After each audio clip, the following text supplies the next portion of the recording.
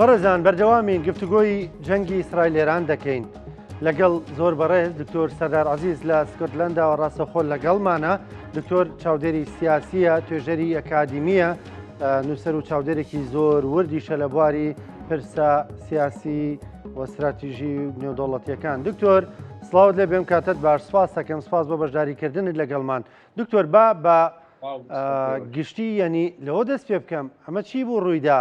یعنی ئایا بەرنامە بۆ داڕێژراو بوو؟ دەزانین ئیسرائیل پلانی بۆ داناوە، بەڵام کاتەکەی تەوقیتەکەی ینی شۆک بوو بۆ جیهان یان نا ئاسایی ئەمریکا ئاگادار بووە و کاتەکەی کاتێکی گونجاو بوو؟ دیارە یەکەم بڵێم فێڵی شەڕەوەیە کە نارەکە یا بەرامبەرەکە تووشی سوپرایز کەیت.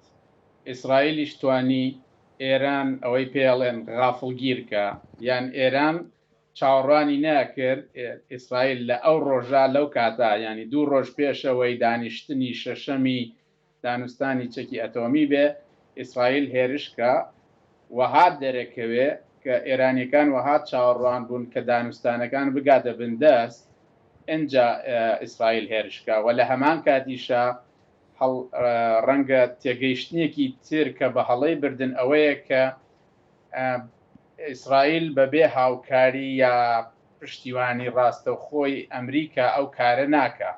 ئەم دووشتە ئێرانیەکانی والێ کرد کە سەرباز و ئەفسەرە باڵاکانی ئێرانی لە جێگاکانیان نووسبن و موشەکەکان بێتە ناو ژوورەکانیانەوە، ئەگەر بڵێم نیشانەی ئەوەیە کە ئەوان ئامادە نەبوون، ئەگەر ئامادە بوونایە ئەبوو لە ژووری نووسنەکانیانە نەبوونایە لەو کاتە. ئەمە یەک دوو کۆمەڵێک ئاماژەی تر هەن. یەکەم ئەو راپۆرتەی ئاژانسی ئەتۆمی نێودەوڵەتی کە ئێرانی وەها بڵێم ناسان یا تاوانبار کرد کە ئەیەوێت چەکی ئەتۆمی دروستکە، بە تایبەتی لە فردوو کە بنکەیەکی چەکی ئەتۆمی ئێرانیە، لەوێ ئەوەی پێڵەن سنترفیوج، نازم بە کوردی چی پێڵن، لەوێ ئەو ڕێژەی پیتاندن زۆر بەرز بوو.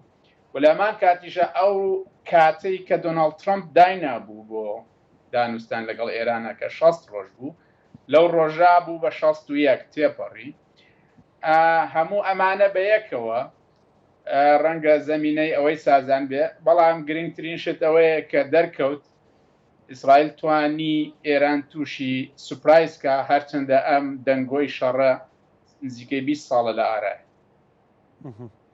باشە دکتۆر، هەندێک باس لە ئەمریکا دەکەن، ڕۆڵی ئەمریکا لەم جەنگەدا. گومانی تێدا نییە باگاداری ئەمریکا ئەم جەنگە کراوە، بەڵام ئاگاداری جیاوازە لەوەی ئەمریکا خۆی بەشێک بێ لە جەنگەکە. لانی کەم لە پشتی شەوێ تا ئێستا وا دەردەکەوێت ئەمریکا دەڵێ ئێمە لە جەنگەکەدا نین، تەناوەت چاودێری دەکەین، پشتیوانی ئیسرائیل دەکەن، ئەڵبەتە حتمەن ئەوە نایشارنەوە.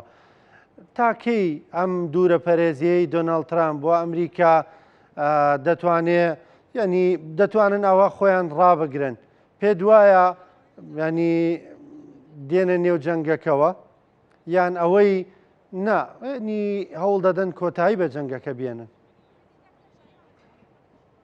دۆناڵد ترامپ پێگەی و ڕۆڵی جیاوازترە لە سەرۆکەکانی تری ئەمریکا.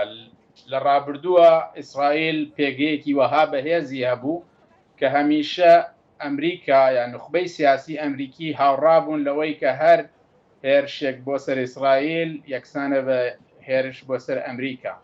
بەڵام ئێستا گۆڕانکاری ڕوویداوە بە تایبەتی لە ناوەوەی ئەمریکا و زۆر بە تایبەتی لە ناو پارتی کۆماری و ئەو بزوتنەوەی کە لە ناو پارتی کۆماری یا باڵی لە ناو پارتی کۆماری پێڵن ماگە ئەمریکا گرێیت ئەگەین، جارێکی تر ئەمریکا مەزن کردەوە. ئەمانە خەڵکانێکن کە وەها ئەبینن ئەمریکا ئەبێ تەنها مشوری ئەمریکا بخوا، ئەمریکا تەنها ئەبێ بۆ ئەمریکا هێزی بەکاربێنێ، نەک بۆ وڵاتێکی تر. و ئیسرائیل وەها نابینن کە بەشێک بێ لە بەرژەوەندی ئەمریکی، وهای بینن کە لە ڕووی سەربازی و لە ڕووی داراییەوە بارە بەسەر ئەمریکاوە.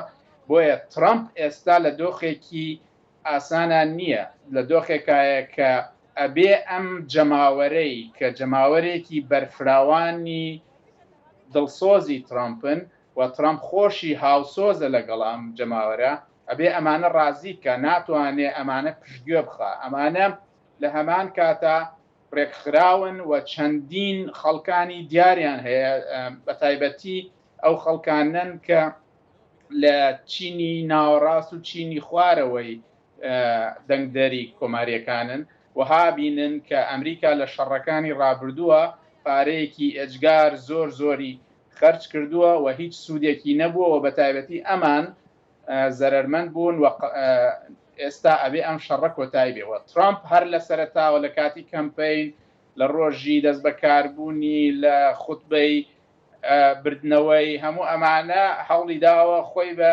سەرۆکی ئاشتی بناسیێنێ و تەنها کاتێک شەڕەکە کە لە پێناوی ئەمریکادا بێت و بەڵا ئێستا لە لایەن باڵی تری کۆماریەوە باڵە تەقلیدەکەی کۆماریەوە لۆبی ئیسرائیلیەوە لایەن ئەمانەوە لە ژێر فشارایە بۆ ئەوەی بەشدار بێت. تا ئێستا بیانووی ترامپ ئەوەیە هیچ ئەمریکیەک بریندار نەبووە یان نەکوژراوە و بۆیە هیچ زەمینەیەک یا بیانوویەک نییە بۆی بەشدار بێ. هێشتا ئەیەوێ ئێران بێتەوە سەر مێزی دانوستان و دانوستان کە لێکدانەوە زۆرە. ئایا تاکەی ئەمە بەردەوامە بێ لە ئەنجامە ئەمریکاش ناچارە بێ بە ڕاستەوخۆ بێتە ناوە، چونکە هەمومان زانین ئەمریکا لە ڕووی دابینکردنی زانیاری ئینتەلیجەنس لە ڕووی هاوکاری چەکەوە و ئێستا کۆمەڵێ نزیکەی 25 فڕۆکەی ئەمریکی بەرەو ناوچەکە دێن هەموو ئەمانە. بەڵام ئەوەی گرنگە لێرە ئایا ئەمریکا ئەگەر بەشدار نەبێ ڕاستەوخۆ کۆمەڵێک چەکی کاریگەر هەیە کە بیتو ئەوانەیە ئەم چەکانە تەنها ئەمریکا هەیەی کە ئەتوانێت بچێتە ناو شاخەکانەوە بۆ ئەوەی بگاتە ئەو بنکە ئەتۆمیانەی کە ئێرانیەکان لە قوڵایی چەند سەد مەترێک یا کیلۆمەتر لە ژێر زەویە دروستیان کردووە. ئیسرائیل خۆی خاوەنی ئەم چەکە نییە، ئەوە تەنها ئەمریکا هەیەی. ئایا ئەمریکا ئەمە دابینەکە بۆ ئەوەی لە بنکەی نەتانز و بنکەی فردوو بتوانێت دەستی بگاتە ئەو بنکە سەربازی؟ بەڵام تا ئێستا ئێمە نازانین لە ڕاستیە ئامانجی شەڕەکە چییە. ئایا ئامانجی شەڕەکە کۆتاییە بە چەکی ئەتۆمی، هێنانی ئێرانە بۆ سەرمێزی دانوستان یا گۆڕینی ڕژێن؟ دکتۆر ڕەنگە بەر لە جەنگەکە ئامانجەکە هەندێک وا دەڵێن، ئەنی منەمە پرسیارە لە بەڕێستی دەکەم، هەندێک دەڵێن بەر لە هەڵگیرسانی جەنگەکە ئامانجەکە تا ڕادەیەک ڕوونتر بوو، ینی داوایەوە دەکرا ئێران واز لە بەرنامە ئاتۆمیەکەی بێنێ. تەنانەت تا ڕادێوی لە سەرەتا ئەمریکا دەیوت ئێمە یۆرانیۆمی پێتێنراوت دەدەینێ باەوەی کە خۆت پێویستە. بەڵام ئێستا لە دوانەکانی نەتەنیاهۆ یعنی جیاوازتر دەردەکەوێت لەم ڕۆژانەی جەنگا، یعنی هەر ئەوە نییە لە ناوبردننی بەرنامە ئاتۆمیەکەی بێ. سەرچاوەکانی وزەی کردوتە ئامانج، کەسایەتە دیارەکان مەسەلەن، یعنی دەڵێن ڕۆژانی جەنگ وا دەردەکەوێت ئامانجەکەی ئیسرائیل لە پشتی ئەمریکا گۆڕانکاری بەسەراتە بێ. خوێندنەوەی تۆ چییە؟ لە ڕاستیە ئامانجی ئیسرائیل هەر لە سەرتاوە ڕووناویش نەهێشتنی کۆماری ئیسلامی، چکە کۆماری ئیسلامی بە دوژمنێکی وجودی ئیسرائیل دەزانێت. ئەمە ئەگەر بۆی بکرێ ئەمە ئامانجێتی و ئەگەر بێت و سەیری ناوی شەڕەکە بکەین، ینی ناوی ڕایزینگ لایۆن، ینی شێری هەستاوە یا شێری ڕاپەڕی، و ئەمە دوو ڕەهەندی هەیە. کەمیان ڕەهەندێکی ئنجیلی هەیە کە لە کتێبی ژمارەکانی ئنجیلە دەلالەتە بۆ ئەوەی کە خەڵکێک ڕاپەڕن و نارەکانیان ئەخۆن وەکو شێر، و لە هەمان کاتیشە ئاماژێ بۆ ئەو شێرەی کە لە ئاڵای سەردەمی شای ئێرانە هەبوو و دەلالەتە بۆ ئەوەی کە ئێران بگەڕێتەوە بۆ ئەو سەردەمەوە خەڵکەکەی کە خەڵکی ئێرانن، ئەو شێرە سیمبڵ و بۆ خەڵکی ئێران هەستن. ئەمە هەموو ئاماژەیە بۆ ئەوە گۆڕینی ڕژێمەکە بۆ لە ناوبردنی و بۆ هەستانی خەڵک و بۆ وێناکردنی خەڵک وەک شێر و بۆ پەلاماردانی نارەکانی. کەواتە ئێمە ئەگەر زانیاریشمان نەبێ بین تەحلیلی سیمبۆلی ناوەکان و ئاماژەکان و خیتابەکان کەین بۆمان دەرەکەوێ کە ئەوەی ئیسرائیل ئامانجێتی یا ئاواتخوازە ئەوەیە کە ئەمان بیان بدەن لە ڕژێم لەسەرەوە و لە خوارەوە خەڵک هەستێ و لە ئەنجامە ڕژێمەکە بگۆڕێ. ئایا ئەمە دەبێ یا نابێ نازانرێت. ئایا شەڕەکە بەرەو کوێچە چکە شەڕ بڵێم ئامانج جیاوازە، دەستپێکردنی جیاوازە و ئاراستەشی جیاوازە، ئەکتەری تر و فاکتەری تر و هۆکاری تر دێ. بۆ نمونە ڕەنگە چاوەڕوان نەکرابێ ئێران بەو جۆرە بتوانێت لە ئیسرائیل بەو جۆرە زیان بگەێنێ، بەو جۆرە بتوانێت ڕۆکێت بێتوانە.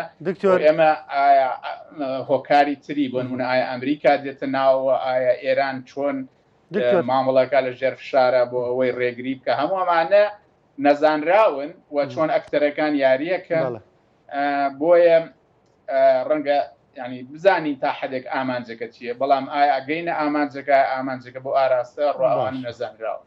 کەواتە وەکو کاکە حەمە لە دوانێکی دابوو دەڵێ شەڕ شەڕە، هەر بەڕاستی جوانی شەڕ شەڕە، ینی چاوەڕوان نەکراوە چی ڕوودەدا.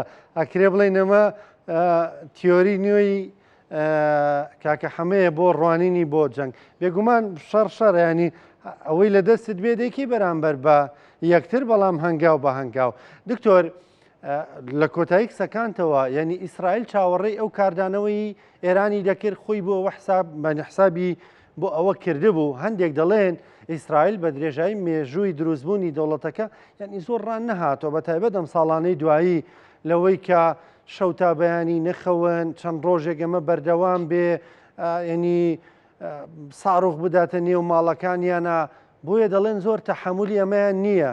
ئەنی پێ دوایە چاوەڕی ئەوەیان کرد بێ ئێران ئەوها وەڵامی دەبێ.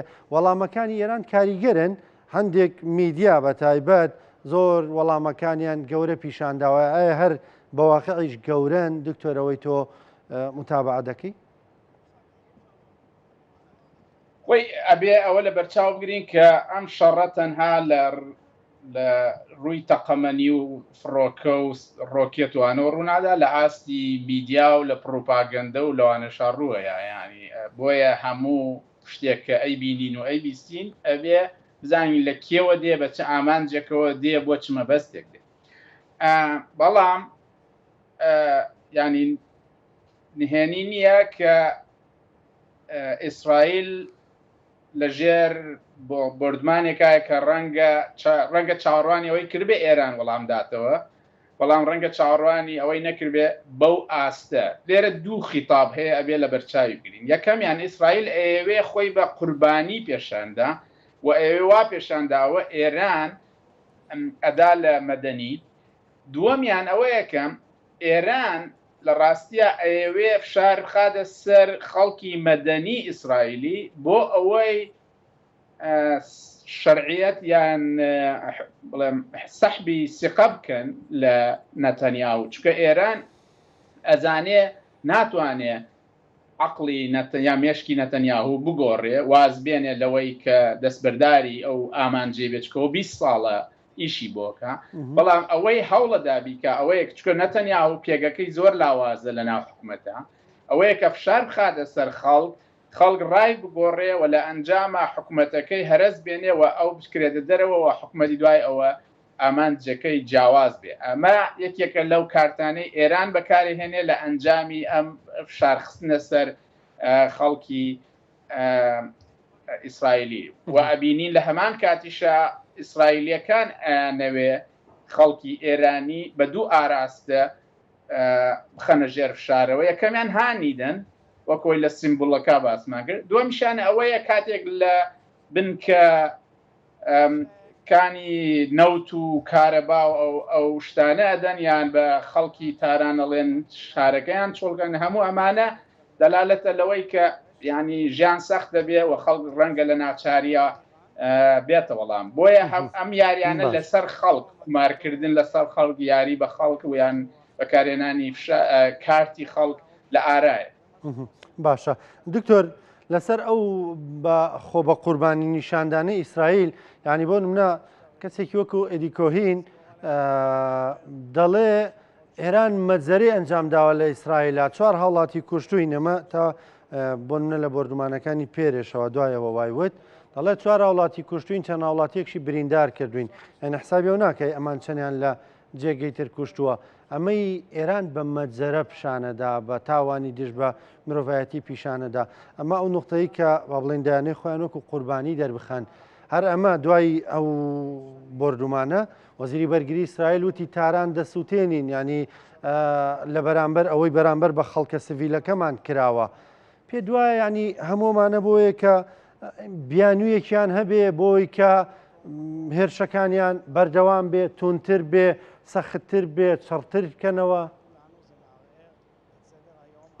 بەتەکید خۆی کاتێک ئەم دوو لایەنە لە شەڕان هەردوو لا بە دوای ئەوە گەڕێن جوڵەکانیان یان هێرشەکانیان بشەرعێنن ینی بڵێن ئێمە لە بەرامبەر داکۆکی لە خەڵک لە بەرامبەر ئەوەی کە خەڵکی مەدەنی دەکوژرێ ئێمە ناچارین وەڵام دەینەوە ینی هەموو لایەنێکی شەڕ هەمیشە هەوڵی ئەوەیەدا کەوا خۆی وێناکە ئەو بڵێم تعدای لێکراوە یا ناچار کراوە لە وەڵامە ئەو کارەی کردووە سەوە بینی پزیشکیانی شواڵێ ئەڵێ ئێمە بڵێم دەستپێکەری شەڕەکە نەبووین بەڵام ئامادەین داکۆکی بکەین یعنی هەردوو لە هەمان خستابیان هەیە لەوەی کە بڵێم کێ قوربانیە و چۆن ئەم شەڕە شەرعێتی هەیە و لە پێناوی داکۆکیایە ئەم شتانە ئەمە بڵێم هینە چاوەڕوان کراوە و ئەوەی کە ئیسرائیلەکان ئەیکەن ئەوەیە کە ینی نابێ خەڵکی ئیسرائیلی بکوژرێ یان نابێ ئەگەر خەڵکی ئیسرائیلی بکوژرێ ئەوە ینی ئەبینین ئەمە بڵێم بوارێکی فراوانە لەوەی ئەو خەڵکێک کە ئەکوژرێت چیرۆکیان ئەگەڕێتەوە خەڵکێکی تر لە دەرەوەن یا لە شوێنی ترن ئەکوژرێن وەکو ژمارەیەک سەیرەکرێ و ئەڵێن بۆ نمونە ئەوەنە خەڵک لە ئەوێ کوژرا بەبێ ئەوەی هیچ تایبەتمەندیەکی تایبەتی بدرێ بەڵام بۆ نمونە کاتی خەڵکی ئیسرائیلی دەکوژرێ ژیانی تایبەتی کەسەکان ناویان شوێنیانی نانی وەکوەوەی کە کەسێک بن ینی بوونێکی سربەخۆ یا تایبەت یان هینێکیانە بێ ئەمە زیاتر بۆ ئاراستەی ڕۆژاوایە بۆ ئاراستەی ئەمریکا و ئەوروپایە بە جەماوەریین کە گوایە خەڵکێک هەن ئاساین خەڵکێکن وەکو ئەوانن خەڵکێکن نەبوونە قورمانی ئەم شەڕەوە ئەم شەڕابێ بەردەوام بێ بۆینە ئەمە بەشێکە لە خطابی شەڕوە چاوەڕوان کراوە ینی بەشێکە لە پروپاگەندەش بەوەی کە هەموو لایەنێکی شەڕکەر خۆی وەکو داکۆکی کەر و قوربانی و ناچار بوو ئەو شتانە پێشان دکتۆر بڕوانینی تۆ بەکوێ دەگا ئایا ینی فراوان دەبێ تەشەنە دەسەنێ درێژ مەودا دەبێ هەندێک دەڵێن ئێران ساروخەکانی تەواو دەبێ هەندێک دەڵێن زۆر لەسەر ئیسرائیل دەکەوێت خەڵکەکەی لێ قوبوڵ ناکە ینی پێ دوای ئاوە بێەوەی هیچیان بە ئامانجەکانیان بگەن ینی کۆتایی بە جەنگەکە بێن و ئاگر بەزڕا بگێنن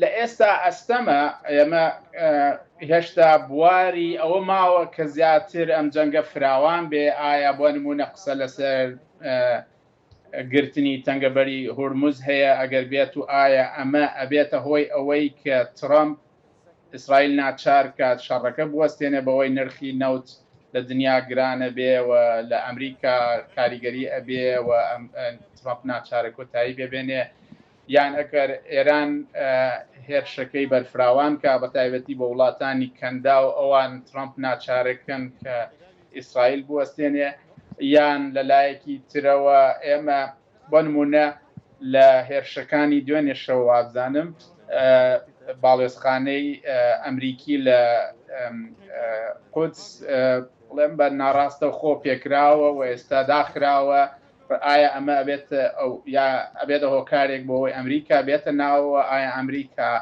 کات دەگاتە ئەوەی کە ئێستا ئەمە بووە و ئەبێ دەرئەنجامێکی هەبێ بۆی کە بۆ نمونە چەکی B2 بدا بە ئیسرائیل و پاشەوە بێ ئایا ئێران ئامادەیە بە بڵێم تەسلیم بێ هەموو ئەمانە ئەگەرن لەسەر جۆری شەڕەکە وەستاوە لە ڕاستیە ئاسان نیە تەحلیلکەی چکە ئێمە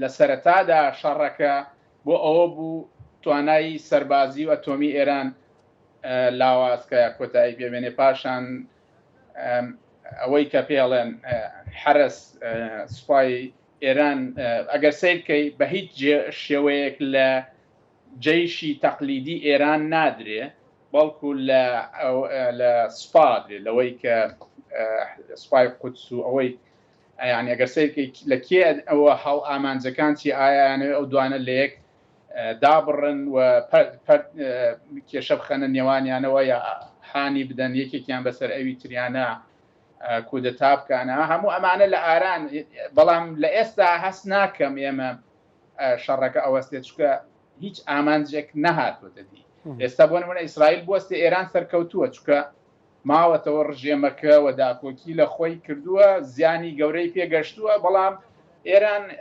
سیستەمێکە لە شەڕا دروست بووە ئەگەر سیستەمە سیاسەکەی بمێنێتەوە ئەتوانێت دروست بێتەوە بۆیە بە ئەستەمە چاوەڕوانی ئەوە بکەین بەبێ هیچ دەرەنجامێک شەڕەکە کۆتایی بێ ئایا ئەو دەرەنجامە لە قازانجی کێ بێ نازانم جارێ بەڕێز دکتۆر سەردار عەزیز توێژەری سیاسی مامۆستای زانکۆ چاودێری سیاسی سپاس دەکەم سپاس بۆ ڕوونکردنەوەشی کارێکان سپاس بۆ بەشداریکردنە لەگەڵمان خۆشەویستان